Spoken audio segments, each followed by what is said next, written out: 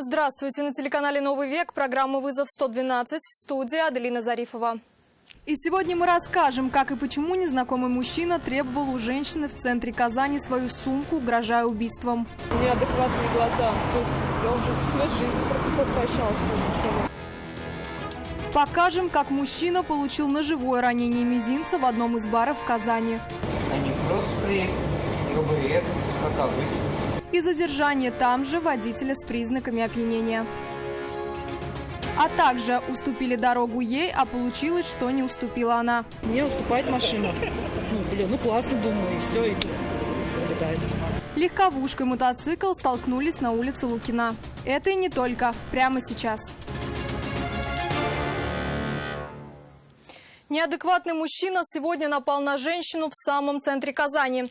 Она оставила свой автомобиль на остановке на улице Николая Ершова и забежала с 12-летним сыном в магазин. Мужчина подбежал, когда они вернулись в автомобиле, садились в салон. Нападавший стал бить по крыше и дверям, требуя при этом отдать ему его же собственную сумку. Женщина уверяет, что ни этого мужчину, ни его сумки раньше никогда не видела. И сильно испугалась, когда поняла, что у него с собой есть нож. Мы закричали, завизжали, помогите. На остановке все стояли, никто вообще не шевельнулся. Увидев перед собой обезумевшие глаза и человека, который начал стучать по крыше ее машины, женщина начала кричать. Но люди, которые были рядом, никак не отреагировали. Она рассказала, что оставила машину на остановке и забежала с 12-летним сыном в магазин. В салоне осталась ее бабушка, которая недавно перенесла операцию. Выйдя из торговой точки, они попытались сесть в автомобиль. В этот момент на нее и набросился явно нетрезвый незнакомец. Сын у меня садится с той стороны, заднюю дверь открываю, кидаю рюкзак, открываю переднюю дверь и проскользает босиком мужчина.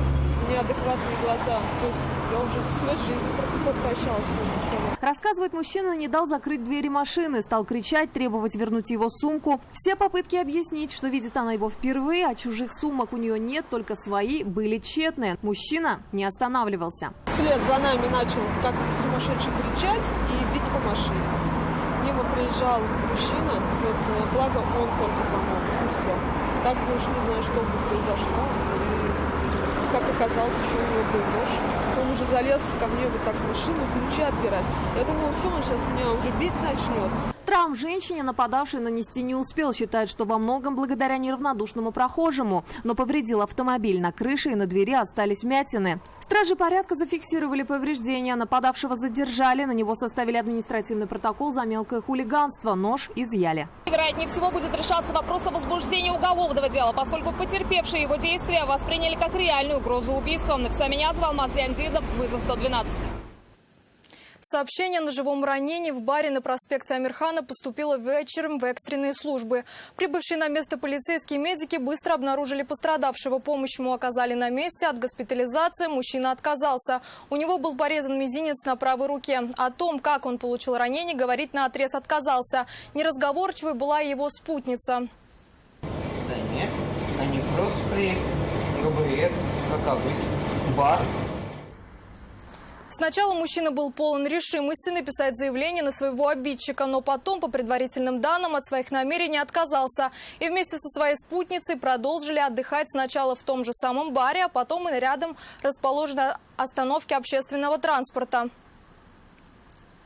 Там же, около этого бара, сотрудники ГИБДД проверили у автомобилистов документы.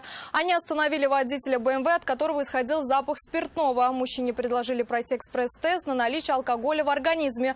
Но от прохождения его он отказался, не захотел ехать в больницу на медицинское освидетельствование, прекрасно осознавая, что ответственность за это такая же, как и за езду в нетрезвом виде.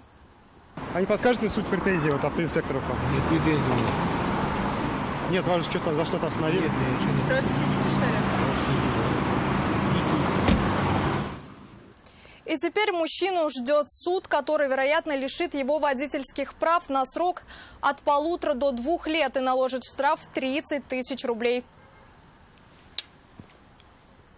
На улице Саид-Галиева, прямо напротив железнодорожного вокзала, водитель Форда Фокус врезался в Хонду Цивик. Девушка-водитель, которая остановилась и пропускала поток встречных автомобилей, ожидая возможности повернуть налево. Удар был очень сильный. Хонда значительно сократилась в размерах. Багажник после аварии был почти полностью смят. Основательно разбитая передняя часть Форда. Его водитель признался, отвлекся от дороги и даже не затормозил. отвлекли, произошла такая ситуация. Он двигался в левом ряду от Кировской дамбы в сторону вокзала. Говорит, скоростного режима не нарушал. Ехал бы быстрее, то и последствия были бы совершенно иные. 60 километров в час, Рассказывает, справа засигналила машина. Повернулся в ту сторону посмотреть, что случилось и не ему ли сигналит. Когда снова посмотрел вперед, то увидел перед собой автомобиль. Тормозить было уже поздно. отвлекся, перевел взгляд и все произошло. Девушка, водитель «Хонды», остановилась в левом ряду, пропуская поток встречных машин и ожидая возможности повернуть. Вывернуть руль в сторону поворота она не успела, чем сильно облегчила последствия столкновения. В противном случае ее откинуло бы на встречную полосу прямо на едущие там машины. Слава богу, никто не пострадал, и все хорошо. Свою вину водитель «Форда» признал. Ремонтировать свой автомобиль ему придется за свой счет, а восстановление «Хонды» оплатит страховая компания. Сирина Васильева, Константин Бушуев, вызов 112.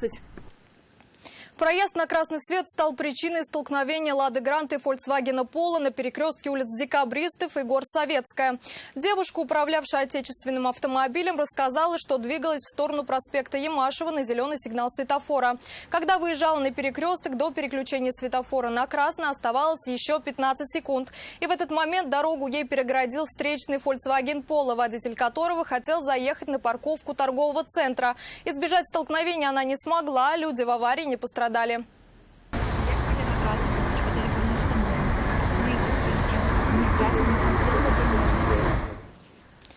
Никто из находящихся в каршеринге рассказать свою версию причин аварии не пожелал, однако, по рассказам автоледи, вину свою водитель «Фольксвагена» не признал. Девушка надеется, что на перекресток направлены камеры видеонаблюдения. Установить, кто именно проехал на красный, не составит большого труда.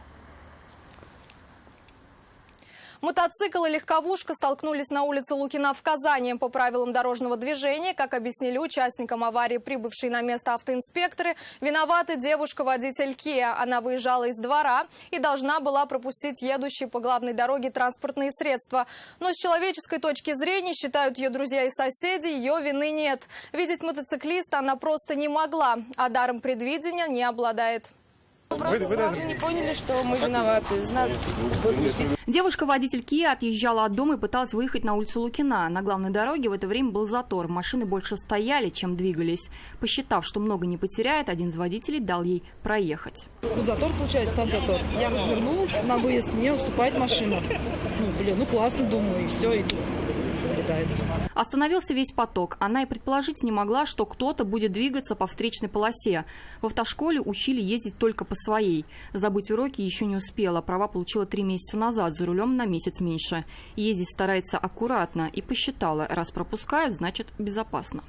Просто остановилась машина, поморгала фарами, мол, выезжай, и за ней остановилось еще 4 машины. И вот, получается, мотоциклист не заметил ее, она не заметила мотоциклиста. Момент столкновения был зафиксирован камерой наблюдения. Машины остановились, пропуская выезжающую Kia. Мотоцикл, едущий по встречной полосе, появляется прямо перед капотом. Жильцы этого дома рассказывают, каждый день выезжают из двора именно таким образом. И каждый рискует попасть в такую же аварию, невзирая на стаж и опыт вождения. С утра в пятницу это начинается где-то с 2 часов с часу. В субботу с 10 это вообще не выехать с двора. Вот так пропускать люди. А зимой здесь просто дороги не чистятся, и мы не можем выехать никак. Мотоциклист не пострадал, от скорой помощи отказался. Ущерб тут только материальный. Вот, я тоже говорю, сам главное, живы-здоровы. Железо все. У автомобиля разбит бампер, помят капот и крыло. Мотоциклист повреждения оценил серьезнее. Мотоцикл сильно пострадал? Ну да. Ущерб предварительно мужчина оценил в 200 тысяч рублей. При стоимости самого мотоцикла больше, чем в 1,5 миллиона. Страховых выплат должно хватить. Прибывшие на место автоинспекторы объяснили, тут очевидная вина девушки. Разметки нет, знака «обгон запрещен» нет. Сказали, он прав. В центр оформления ДТП девушка-водитель Kia смогла доехать на своем автомобиле. Для мотоцикла же пришлось вызывать эвакуатор. Диляра Исупова, Константин Бушуев, вызов 112. Внимание! Розыск. Пропал 61-летний Шиги Ахметов Равиль Наилевич. 3 августа он ушел из дома на проспекте Ибрагимова в Казани. С тех пор его местоположение неизвестно. Приметы: рост 1,60 м, 1,65 м, седые волосы. На среднем пальце татуировка. Был одет в черные ботинки, серые брюки, красная кепка, рубашка с короткими рукавами. Всех, кто обладает какой-либо информацией о его местонахождении, стражи порядка просят позвонить по номерам, указанным на экране.